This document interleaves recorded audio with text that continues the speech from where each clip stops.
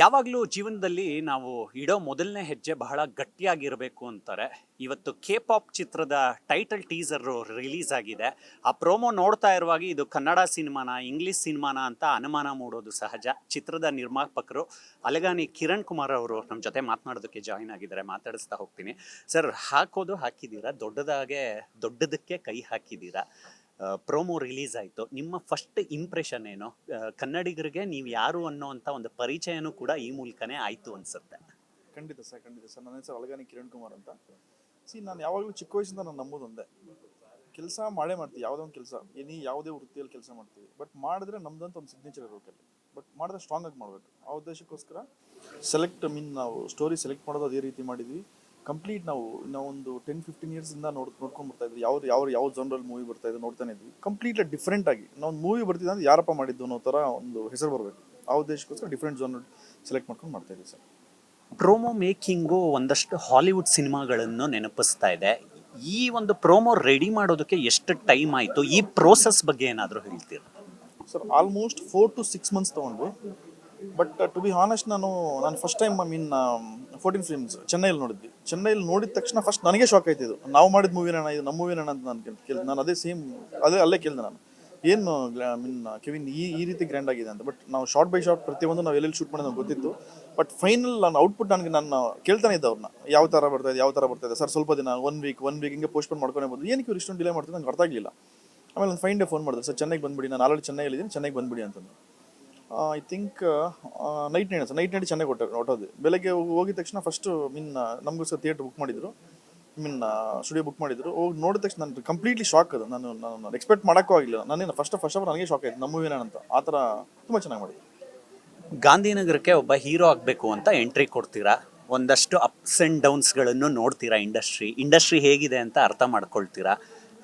ಈಗ ಕೊನೆಗೆ ನಿರ್ಮಾಪಕರಾಗಬೇಕು ಅಂತ ಒಂದು ಡಿಸಿಷನ್ ತಗೊಳ್ತೀರಾ. ಆ ಐಡಿಯಾ ಡ್ರಾಪ್ ಆಗೋದಕ್ಕೆ ಒಂದಷ್ಟು ಬೇಸರ, ನೋವುಗಳು ಕಾರಣ ಆಗಿರ್ಬೋದಾ ಆ ಪಾಯಿಂಟ್ ಆಫ್ ಟೈಮಲ್ಲಿ?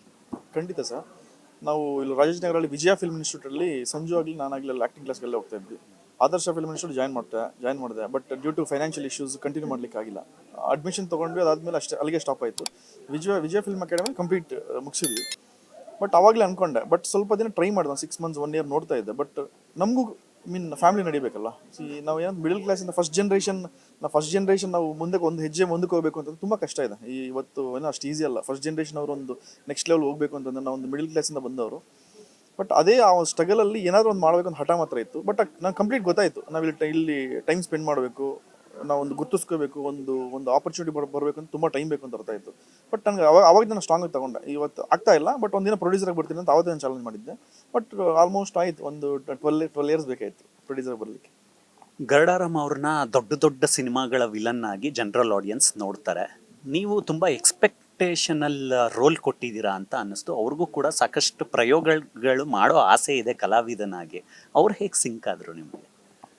ಸರ್, ಅದು ಆ ಥಾಟ್ ಬಂದಿದ್ದು ನಮ್ಮ ಡೈರೆಕ್ಟ್ರಿಂದಾನೆ. ಬಟ್ ಫಸ್ಟ್ ಡೇ ಅವ್ರನ್ನ ಐ ಥಿಂಕ್ JP ನಗರಲ್ಲಿ ಮೀಟ್ ಆದ್ವಿ. ಒಂದು ಕಾಫಿ ಶಾಪಲ್ಲಿ ಮೀಟ್ ಆದ್ವಿ. ಕೂತ್ಕೊಂಡು ಎಕ್ಸ್ಪ್ಲೈನ್ ಮಾಡ್ತಾ ಇದ್ದಾಗ ಫಸ್ಟ್ ಅವ್ರು ಅದೇ ಅಂತಿದ್ದು, ಅವ್ರು is A very good dancer. But ಅವ್ರ ಬಗ್ಗೆ ನಾವು ಒಂದು ಶೇಡಲ್ಲೇ ನೋಡ್ಕೊಂಡು ಬರ್ತಾ ಇದ್ವಿ. ಹಾಗಾಗಿ ಅವ್ರ ಬಗ್ಗೆ ಅಷ್ಟು ಜನಕ್ಕೆ ಈ ಜಾನ್ರಲ್ಲಿ ಈ ಥರ ಒಂದು ನಾವು ಇದುವರೆಗೆ ಯಾರು ತೋರಿಸಿಲ್ಲ. ಬಟ್ ಕಂಪ್ಲೀಟಾಗಿ ಡಿಫ್ರೆಂಟಾಗಿ ಇದರಲ್ಲಿ ಇರ್ತಾರೆ 100%. ಬಟ್ ಅವರು ಮಾಡ್ತೀನಿ ಅಂತ ಒಪ್ಕೊಂಡಿದ ತಕ್ಷಣ ನಮಗೂ ತುಂಬ ಖುಷಿ ಆಯಿತು.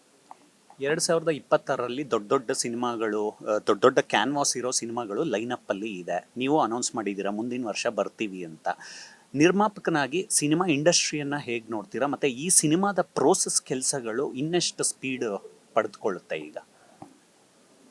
ಸರ್, ನಾವು ಟು ಬಿ ಹಾನೆಸ್ಟ್, ನಾವು ತುಂಬ ಕಷ್ಟಪಟ್ಟು ಮೂವಿ ಮಾಡ್ತೀವಿ ಅಂತ ನಾನು ಯಾವತ್ತೂ ಅನ್ನೋದಿಲ್ಲ. ಯಾಕಂದರೆ ತುಂಬ ಇಷ್ಟಪಟ್ಟು ಮಾಡ್ತಾಯಿದ್ವಿ.